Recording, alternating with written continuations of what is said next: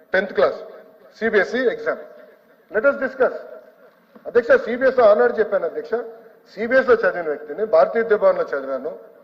CBSE వస్తుందంటే పిల్లలు prepare అవ్వాలి, యూనిట్ టెస్ట్ ఉండాలి, ప్రీ ఫైనల్స్, మాక్ ఫైనల్స్ అన్ని ప్రిపరేషన్ జరగాలి, జరగకుండా ఏకంగా పిల్లల్ని నెత్తే ఇబ్బంది పడతారని చెప్పాను. నేను మంత్రి అయిన తర్వాత నేను స్టడీ చేశాను. మాక్ టెస్ట్ నిర్వహిస్తే 90% మంది పిల్లలు ఒక సబ్జెక్ట్ కన్నా మినిమం 1 సబ్జెక్ట్ లో ఫెయిల్ అయ్యారు అధ్యక్ష. 90% మంది పిల్లలు.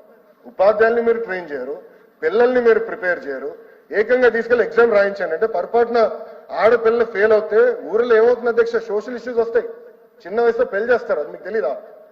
మరి ఎందుకు ప్రిపేర్ చేయాలి మీరు వ్యవస్థని? ఎందుకు టీచర్ని ప్రిపేర్ చేయలేదు?